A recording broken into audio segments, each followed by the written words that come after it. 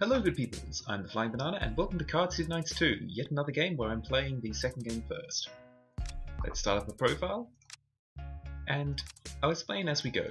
Card City Nights 2 is essentially a card game that Ludosity made in the same vein as the Pokemon trading card game for the Game Boy, which seems like an odd thing to make something in reference to unless you play that game and know that's great. It's a crossover game between all their different properties in the form of a card game. The rules get pretty well explained by the tutorial, so let's just get in there. And where am I? The last thing I remember was going to get some milk from the fridge. We have woken up in a freezer. So we got this nice, smooth, cartoony art style. If you click around, you can find coins. Those will become relevant later, but it's essentially like the way Professor Layton does it. And there is a lot of details to look at here. In the meantime, let's just get out of this freezer. Oh, you're alive. All the characters in this are going to be characters from other Ludosity games. In this case, this is Jenny Fishbone. So here she's playing Cashier. The personality of these characters is going to be varied. Sometimes they're matching their source personality, other times they're going to be completely inverted for the sake of comedy. That might be a bit lost on you if you don't know the references, but this is Jenny Fishbone and she's a lot like she is in her original game. As she's a Jenny, she's from the It'll Do series. You've been sitting in that refrigerator for like a couple of months now. Kinda creeped me out. In case you don't remember, we're on the Starship Frivolity. We don't have any cryo-sleep pods, so I figured you tried using our cold room instead. Oh, that makes sense. Anyway, I have a job to do. Later. Hey TFB, come sit over here. This is Jenny Blueberry. You're wondering how I knew your name, huh? And Space Bun here is a fish bun. In space. What? Oh, sure, I could have read your name tag, but let's say I didn't. This is my pet Albert, by the way. He's going to help me teach you the card game. You do know about the card game, right? Yep. Great, it is the most important thing on the ship after all. Let's get started. And we're swung? I think I meant to say flung into the tutorial. For some reason I am getting a weird flickering bug, I'm not sure why. So, we have our deck here, our opponent's deck, and we place our cards on the board. The tutorial is pretty scripted, plus a fish bun not actually being sentient means it plays a pretty rubbish deck. Now, we have to connect arrows. You can see we've got arrows here, here, here, and here on this card. When you have 3 cards in a row, they become activated. You can see by the fact that their avatar is pulsing. And every turn, when they're activated, this number ticks down. Once activated, they do not need to be connected to other cards anymore. So even though that middle one is gone, they're still activated and still ticking down towards 0.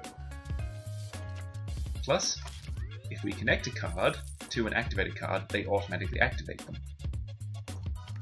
So a major goal of this is going to be maintaining these combos.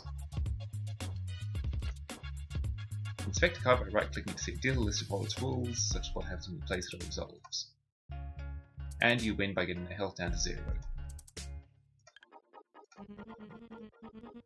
Now, let's see if you've really got the hang of it. Take the starter deck. I get them from the restaurant's toy boxes all the time. Look through it if you want, then talk to me when you're ready. I don't really need to look through it, so let's get on with it. Let's go. You can have up to 6 decks prepared. We're just going to go with the starter deck, which in true trading card game fashion is a pretty atrocious deck, but it'll do. She's playing first, that means she draws 3 cards until she makes her first move, then draws up to the standard 5. This is the Cyber Skull from Gunnel Vision. That's one of their free games that's available in one of the scrap packs on Daniel Ramar's site. It resolves, it takes 2 damage, and the placer takes 2 damage and deals 2 damage. That's not bad. It's also got a lot of arrows, so it's an easy one to connect. So we've got to make some plays because notice Mama and Son here only has arrows down left and down right. the only card I've actually got that can connect to it is Stick. You have to keep in mind what cards you can connect to something when you're playing them. Actually, Snap here good as well. I'm going to start with Mama and Son up here. Oh, Mechazant is quite useful. That's quite the combo they're building there. Of course, you can see there that's going to deal damage to both of them. Friend from Psycard. Resolve is activate a card, so you could potentially use this to sit a card out of the way and activate it without making a combo. Let's go with, not Stick. Hoping to get Tosca in somehow. That's Tosca, Snap I mean. Tosca is a completely Snap here is from Strawberry Jam, one of Ramar's games, and Tosca is an unrelated character from it. Now here's something you need to keep in mind with these countdowns. Obviously when they hit 0, the card is going to vanish. And what this means is that if we want to start another combo, we're going to have to begin from the start. We're going to have to place in 3 cards. So what you ideally want to do is place cards such that you always have a solution, can always keep that chain going. Like if I play Snap with a combination of 1, yes, it will, all 3 of those will vanish at once, and I'll only have Mama and Son left. And I'll have very few things that I can actually connect to that. That said, I do have options I can connect to that, so I'm going to do that. Because next turn, I can play the Stick to there to keep a combination of 3 going. Though, as you can see there, with Safety Jenny being placed there, I don't know why there specifically, but because we're placing on the same board, it's entirely possible to arrange things such that you're placing cards in order to get in the way of your opponent. Oh, that was foolish. Razzle Dazzle here has the non-conductive rule. When she's activated, she's from Princess Remedy by the way, her arrows vanish, so I can't actually use her to activate other cards, which means I'm doing what I said I'd do. I'm back to the start of just placing cards. I've lost my combo.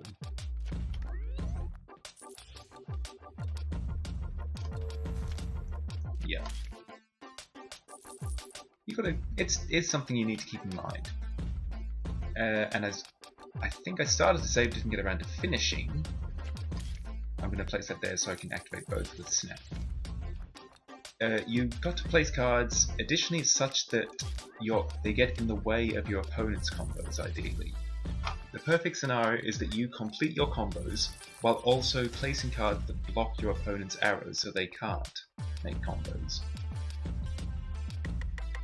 While most cards have resolve effects, such as Slime heals you, Fire Sword deals damage, you've got ones like the Raft here. With the 3 counter, it will be around for a while, and with all these arrows, you're not going to have difficulty connecting it to things.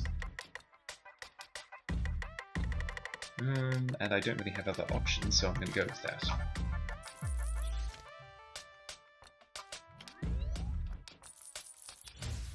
Deal 2 damage and take 1 damage. It's a little better than the Cyber Style at least.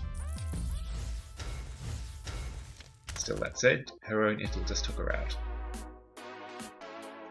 And we get a booster pack.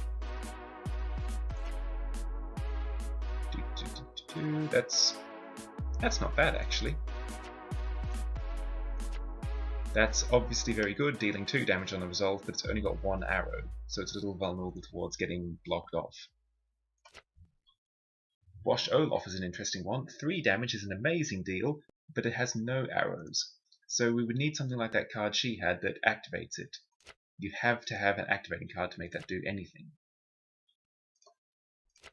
And Benny is an example of a card with it's 1 resolve, it's got a lot of arrows, but it only has a 1 counter. So you can't use it to keep a chain going despite its huge number of arrows. Nicely won. Now you're ready for your climb to the top. See, this is an incredible reward for whoever reaches top tier rank in the card game, and then goes to see the captain of the ship. Each week they randomly choose who gets to be the gatekeeper of each tier depending on their skill. Since you start at the bottom, you need to beat them all in order. You will be the bottom. Oh, that's right, the F tier gatekeeper is this lazy guy who hangs around the shopping mall. You should go see him. Not sure what I got myself into, but it's not like I've got anything better to do at the moment. If you need some money, just battle Albert again. He's always got some change hidden somewhere. Wheelie. Now go get him, TFB. Okay, first though, we're actually going to click around a bit. In particular, up here. There's something crammed between the bananas. It's a card sleeve set. We can just... These are purely cosmetic. I think there's one hidden per area. They let you decorate your cards in the game. Oh, and there's also cards hidden around. Bee Swarm. Resolve. The player with the least life heals 1. It's a little unreliable. In the meantime, let's see if we can't kick out some useless cards in exchange for these new attack ones. What do we have in this deck? I don't much like healing. Let's bring in one of those killer carps, perhaps. Do I even have anything that can... I've got a few things that can connect to that arrow on it. There are more complicated strategies than just hit them in the face. It's going to be a little while before I actually have the cards to do them. This job is the best. I get to keep anything I drop on the floor. Also, people have a lot to say. Informed is regular here. Her space bun is really fond of our card-themed meals. I'll just go through Jenny Buns here. Our food is all green. Would you care for our fish bun parts meal? You need to sign this waiver for it. Please don't read it. If you see any coupons in the trash, let me know. I need them for stuff and such. The box is out back for perfect for napping in. You didn't hear that from me. I accidentally put my deck of cards in the fryer once. My customer couldn't tell the difference anyway. Try out fish bun milkshakes. Or don't. Can't say I would. Oh, and this... I'm going to be pointing out references a lot. This is a Titan the Graphique from Italdew. Like I said, it's mostly Italdew references for a while. And here we have our map of the starship Frivolity. For the moment though, the only place we can go is the Giga Mall. This place is pretty big. And what's that gatekeeper guy? Our gatekeeper is Layabout, who is actually Lenny from Italdew 2. Yep. Let's get this over with. Also here is Newsy Cat, who is Jenny Cat. Like I said, it's going to be nothing but Italdew 2 for a while. Italdew 2 had just come out when this game was released.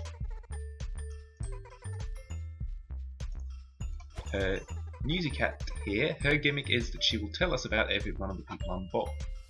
Cashier comes off as grumpy, but she's just too lazy to bother with courtesies. Informant's pet space bun is not allowed on the ship, but no one dares to get too close to him. We all know what happened the last time someone tried. I'm pals with Informant, and let me tell you, there's more to her than meets the eye. At least I think so. She's hard to read sometimes. Anyway, let's get on with fighting Lenny. An odd thing about him is, in this game he's referred to with male pronouns. In Italdew 2 he actually had gender-neutral ones. I don't know what that flickering bug is. We're going first, it seems. It's an invisible coin flip behind the scenes as to who goes first.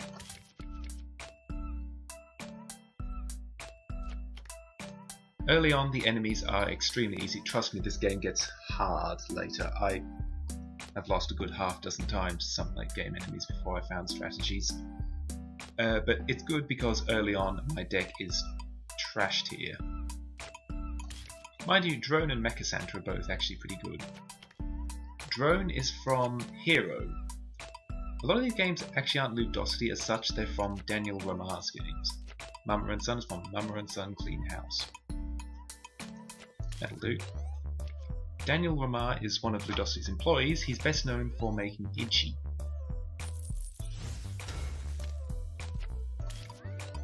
Not off to a bad start on getting combos. Oop. And there's an annoying effect. Cage, an active card. That is the same as if you had non-conductive. It removes the arrows. And because my other cards has popped, he's killed my combo. He doesn't really have enough cards to actually follow up on it, but yeah. He can't deal damage all that easily, but that was a good use of it.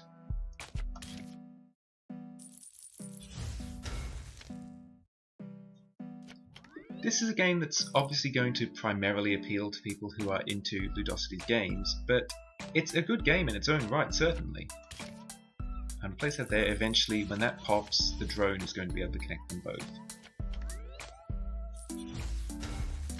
Thank you. The stick will also connect. The Garden Gnome is from Garden Gnome Carnage. Killer Carp is from... what is that game called? Quest Forge by Order of Kings. I haven't played that. I'm not sure what it is, to be honest. Other than, just one of Ludosity's games. I don't really have a good option at the moment. I was trying to think what I could play in future. Because I'm obviously going to play the drone there next turn, assuming he doesn't place anything just to screw me. Which he might. The AI is pretty good at noticing where you want cards to go and placing stuff in the way if they've got anything to do. I'm just going to place that there for now. He might place a card there just to block me. Nope. Oh, I'm sorry about this flickering, it doesn't always happen and I'm not sure what is causing it. I've not seen other people complain about it, I'm guessing it's just some oddity of my system. This is a pretty big combo, this is going to go nice. I don't like Mama and Son, that down left and down right arrows don't connect easily.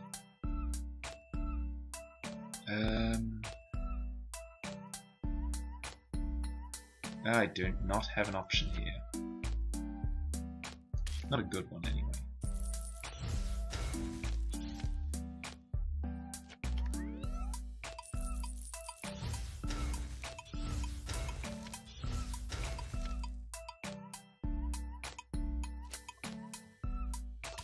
There we go.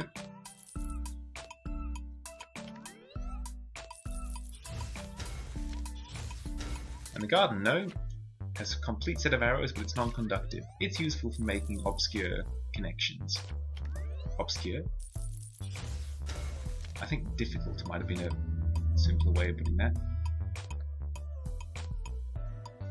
Same goes for the Raft. Though the Raft has a 3 timer compared to this one's 2, and also it doesn't have non-conductive. Notice the gold border, by the way. This indicates it's a rare card, and I can only have 2 of it per deck, whereas you can have 3 of every common. Either way, this is over because Killer Carp, Mama and Son's going to knock him down to 1. Oh, you can see already he's a little bit better than Informant was, because if nothing else, he knows how to use an Ice Ring. Still, it's over, because Killer Carp is going to finish him off. Like I said, the earliest enemies, you don't need to worry.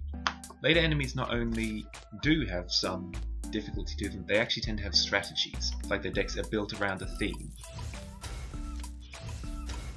There we go. However, this is a gatekeeper fight, which means it's actually a best of 3. I can't see this being a difficult problem. Still, look what we got here. We got someone playing a Killer Carp against us, and you see why that's a bad card to lead with. Because it's only got 1 arrow, it's very easy to block. Now he has in fact blocked me in return because I didn't have anything there, but I'm just going to build up the combo because he's going to finish that, activate Safety Jenny, and it's going to leave. So I'm going to be able to build the combo around it. I'm hoping to place Fire Sword there, connecting the stick. Oh, that's awkward.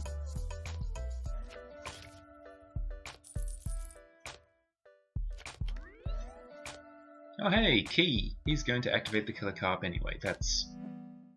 I'm not going to begrudge him actually making a good play. Click. And that's something you'd want for something like Wash Olaf as well. Though it does mean you're playing 2 cards to get... Well, 2 cards for 3 damage is a better deal than you normally would. Yeah, that'll do.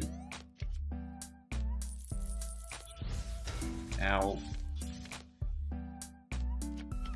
Oh, you jerk. Yeah, he knew what I was trying to do. And he said no.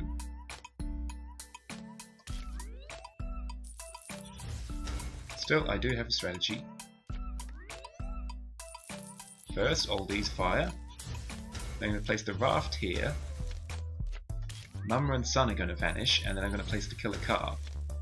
And because, and this is another strategy you should work on. Oh, don't you dare. Ah. That was going to be a good strategy. Because I was intending to place a card where a card had previously disappeared on my turn, this meant he couldn't do anything to block it, because the space was occupied right up to the point where it vanished. Dubious use of Razzle Dazzle.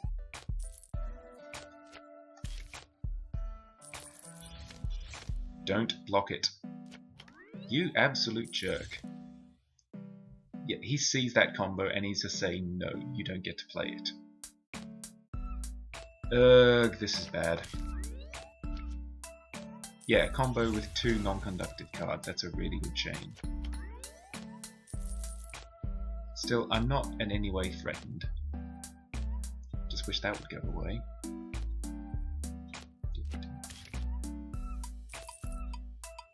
I've been fiddling around with the audio balance. I'm hoping... What do I not want? He hasn't actually got any cards with resolve effects, so silencing isn't terribly useful.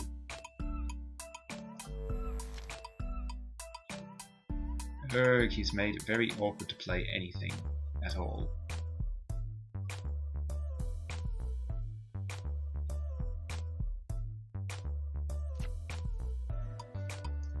There we go. I hope I've managed to get the audio balanced in such a way that you can hear the music and hear my voice. The music in this game is quite loud, but it is also very good, so I do want you to hear it. I'm just hoping it's not drowning everything out. Something like that. Don't. Thank you. There we go. He really just doesn't have the damage to actually threaten me. And as I keep saying, that's not going to continue. Later on, you're going to get absolutely reamed if you let enemies get away with it. Okay, that was a very silly one to chain. Stupid bee. Now you want to place one here, otherwise I've got you. Thank you. Well, I mean, not thank you, screw you, but thank you for actually being an intelligent opponent. It's over anyway. And there we go. And that was the F tier Gatekeeper. We got 12 credits. Attention card game enthusiasts, TFB has just moved from joke tier to F tier. That is all. And there we see the general focus of the game. Find the gatekeepers, play the gatekeepers, and move up towards A rank. Matches with gatekeepers are automatically uploaded to the ship's computer logs, which notifies the navigator. You'll hear a broadcast like that every time it happens. You'd normally see the names of the other gatekeepers on the screen up there, but it's disappeared for some reason. Don't worry, the actual matches will still count. Most people are waiting for next week's random assignment of new gatekeepers, but if you can find the current ones yourself, you'll get a good head start towards the incredible reward. That does sound like a challenge. Something tells me I'll be finding more about this ship as well while I'm at it. Excuse me. Some low-ranked players usually gather in the Star Wharf. I'd start looking there if I were you. And there we have our lead towards the Star Wharf. Chapter 2, Dark Ritual. Psst, you there. There's something useful in the storage room nearby. Can you get it for me? Thanks. That was... I've actually forgotten her name. She's from Psycard, which is a competitive Minesweeper game that Ludosity made. It's a mobile game. I haven't actually played that one. It does look kind of fun though. And the E-tier gatekeepers around here. Professional Angler here is... I've also forgotten his name, but he's from Magical... It's called something like Magical Fisher Angus. It's a very, very weird game. It's another one from the scrap packs. I think they made it at a game jam. And Professional Angler here is someone I can play. If you watch the It'll Do You 2 playthrough, well, not playthrough, let's look at, what am I even calling these again? TFB shows off. Lifeguard here is a safety Jenny. No fishing without a license, or life insurance. Wait, here for cards? Actually, so am I. I just get this job to yell at people. It's a way to overcome my fear of space. If I just shout a lot, I won't get nervous. Most of the time. So how about a battle? Or a trade? It'll be fun, trust me. And yes, we can trade cards with her. You can only trade away cards you have a surplus of, so if you can only place 3 of a common card in your deck, so if you have 4, you can trade those. Let's have a look at the bird. Bird is a card which is central to a deck I can only build in the late game. The bird deck is a lot of fun to play though. Add a bird card without this ability to the top of your deck. That's more useful than you think if you've got... Oh no, she doesn't have the card that makes it possible. But it revolves around this card, Bird Arrow.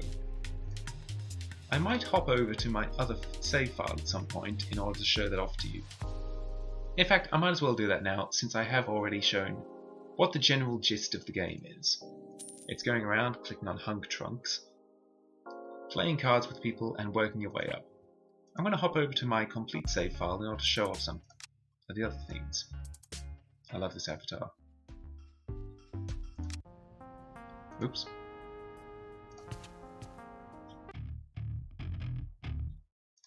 And was this a bird deck? I forget. Yes, it is. Let's find a nice basic opponent to play this against. We could even play against the fish bun, but that seems a little too cruel, which is why I'm going to do it. Let's play.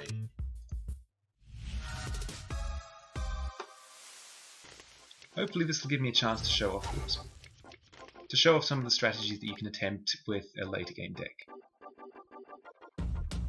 And to be perfectly frank, it's been forever since I played this deck, so I'm just hoping I can remember how to do it. The Jealous Chest is quite useful for it.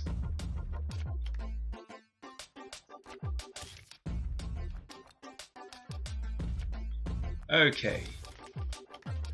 Here is why it's important. Jenny Bird. When you play a bird card, transform it into Bird Arrow and activate it. This becomes Bird Arrow and it's activated, which means that next turn they're going to take 1 damage. Oh, and look, I drew a bird.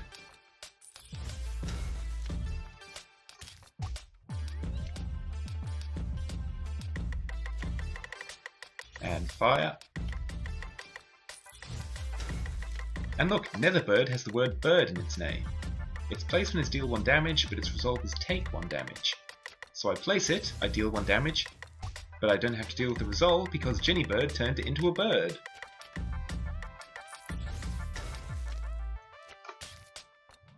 Bird Arrow itself has bird in the name.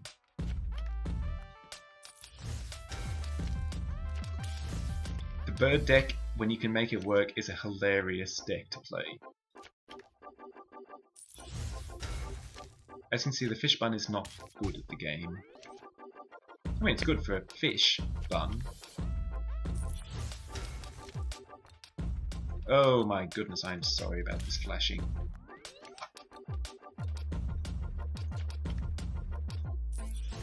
And that's that. That was about as smooth as a bird deck can go. And it doesn't hurt. It doesn't really hurt that we're playing against an opponent who can't actually do anything. But there's a number of strategies you can do. You can go for some very silly ones. Apathetic frog decks are interesting when you can make them work. You might notice it doesn't do anything. If you search for frog, behold, the golden apathetic frog. When active and your opponent plays an apathetic frog, you win the game. Combine this with apathetic frog X. When you play an apathetic card, add 2 apathetic frogs to your opponent's deck. Apathetic Jenny, add 2 apathetic frogs to your opponent's deck. She doesn't do it. Yes, between apathetic frog X, which means that you play that, you can play 3 of these and 3 of these, which adds a grand total of 12 apathetic frogs to their deck. Plus the resolves of these makes another 6, that's 18 apathetic frogs in the deck. Then, once you get this fellow down, if you basically stall the game out until they're holding a handful of 5 apathetic frogs, and play this and activate it.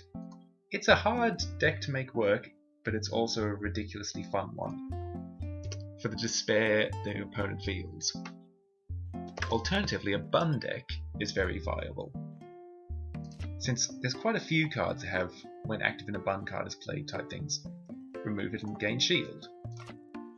Remove it and transform this card into a Fishbun Pileup, which has resolve, deal 3 damage. No arrows though, so you play this in such a way that it activates, then it turns into a Fishbun Pileup, which remains activated while doing so. When active and you play a card, transform it into Fishbun. So this works with buns in that anything you play now counts as a bun. Fishbungin doesn't actually work with it. When active and a bun card is played, deal 1 damage. You see what I'm talking about. You can get a bun deck to do very silly things, and much like birds, anything with bun in the name works. So Bunny counts as well. Jenny Bunny. Jenny Bunny X is a very interesting card. When your opponent plays cards, switch the color of it and silence this card. You can use that for some mean combos. But hopefully I'm giving some idea of the sort of, at least an idea of the tactical depth you can get into with this game. It's a deeper game than you would immediately think. And it's not just, it's obviously going to be a better game if you are into Ludosity's games and you know the references and so forth, but I think it stands on its own. The cards and the characters are fun anyway. So I'm just going to quickly show off another thing, and that's draft mode.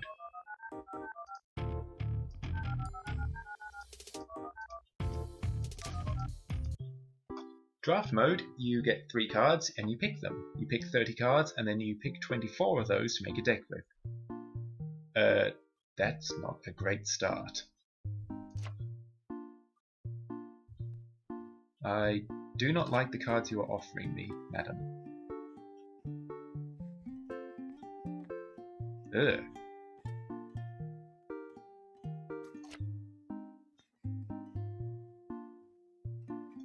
Yeah, I'm not being offered much that I like here.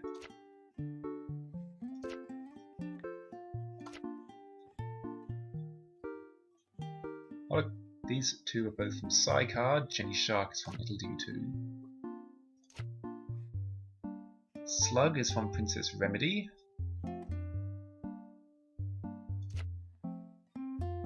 That's Gunnel Vision. What's Moose from? Questforge. Jenny Slayer. Jenny Slayer is an interesting one. Long countdown, and it basically means that playing other Jennies is a bad idea. I'm going to take the Moose.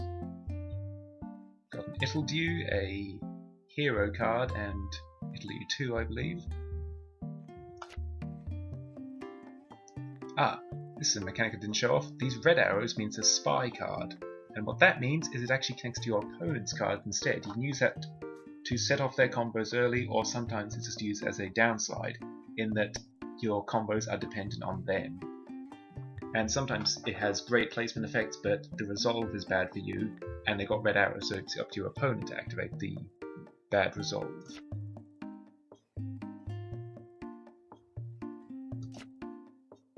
Interesting card. I'm not sure if there's enough wands to really make this perfectly worth it, but it's something.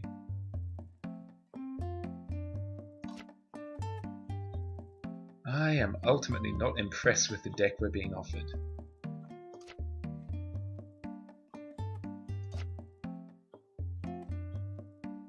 Oh, good lord.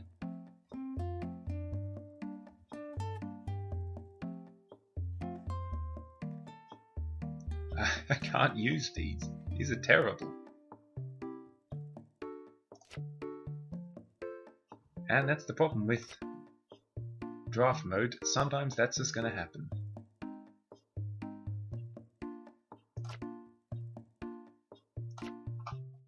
Sometimes you are just going to get screwed by random chance. I love Masked Jenny Cat, that's a good card.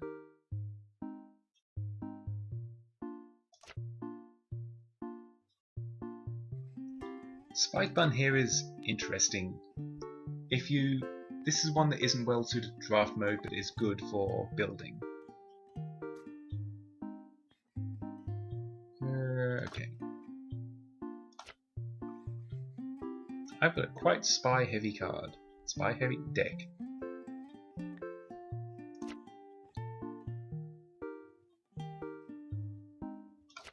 You're good.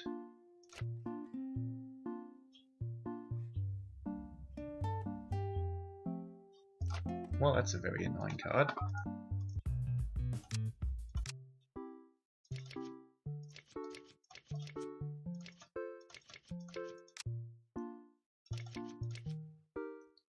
This and this and this. That.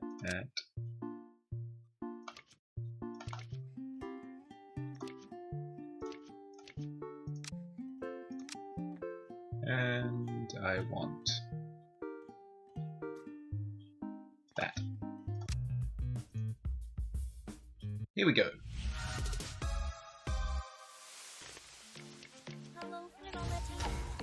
Oh yeah, potato. I keep seeing this. When you draw it, it deals 1 damage and you discard it.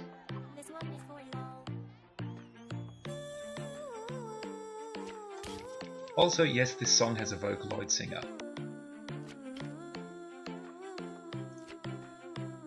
Yeek. Do not put a shield up.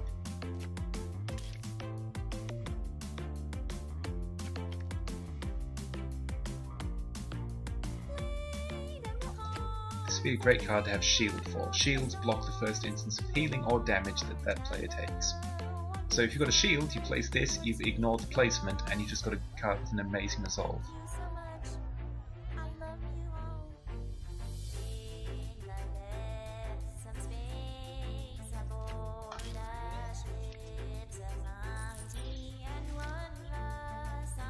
Good use of spy card there to get rid of the incredibly dangerous resolve.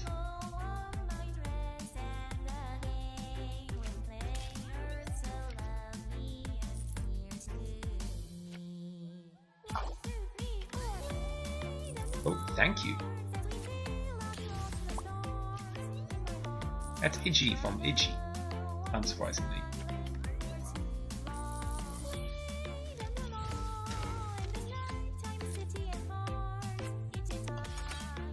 Ah, not what I wanted.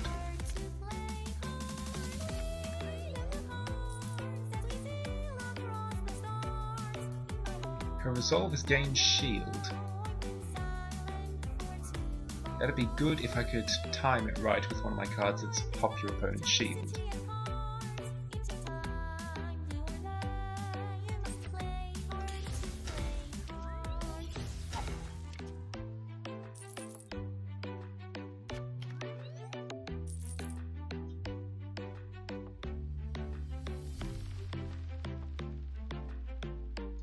Opponent gains shield. I'm going to have to be careful. The power token increases all subsequent damage you deal by 1. Forever, so don't let your opponent get a power token.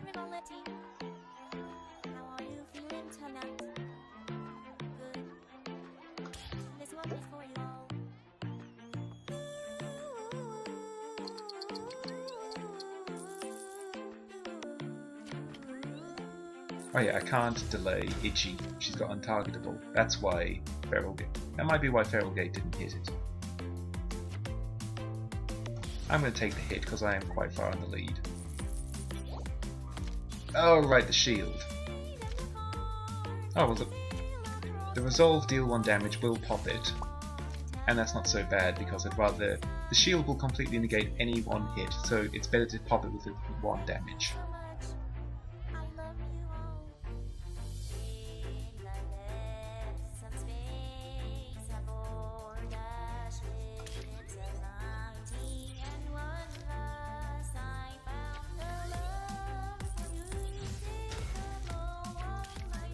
When you would shield yourself, shield your opponent instead. That's an interesting one.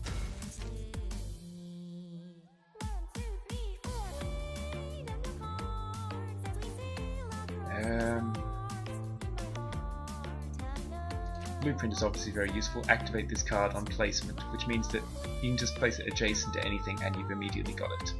Additionally, it gives you another Blueprint. That's a good card. I don't really have any options right now. Ooh, there we go.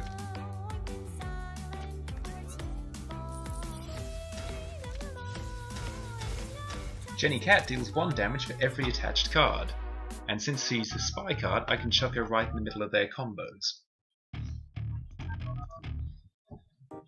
And this is also how draft mode works. You can actually edit your deck.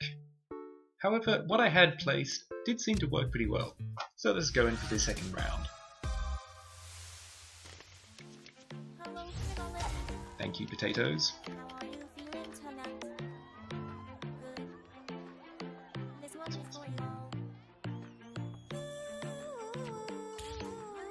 Playing aggressive.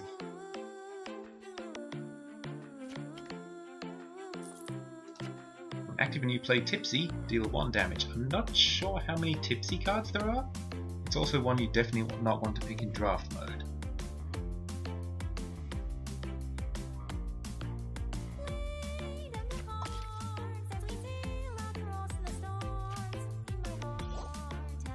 Oh, thank you.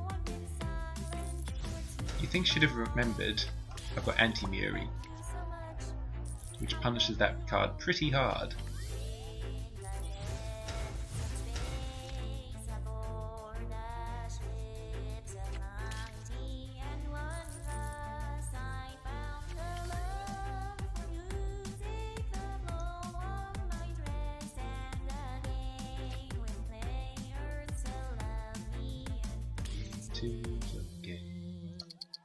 Sorry, I keep finding myself humming along with the music even if I can't quite make out all the lyrics.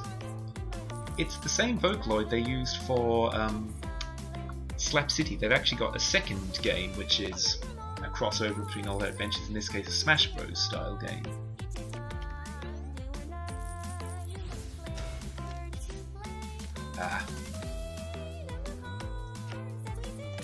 Okay, this should work. Ichi's going to resolve and giving him shield. Dark Ruby will resolve, popping your opponent's shield, deal 1 damage and gain shield. Except that's bad because Man Bunjin is going to pop my shield and kill me. I didn't think that through at all.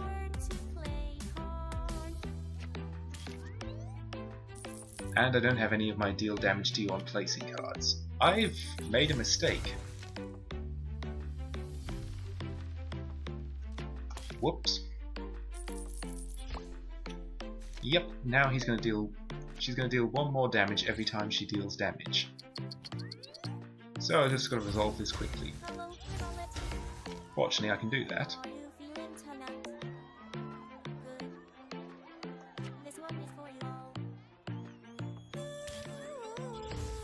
Ah! Potatoed! There we go.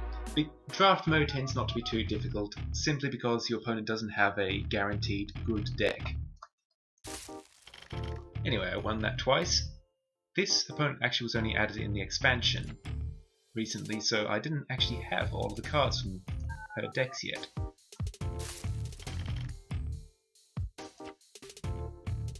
There we go. That's quite good.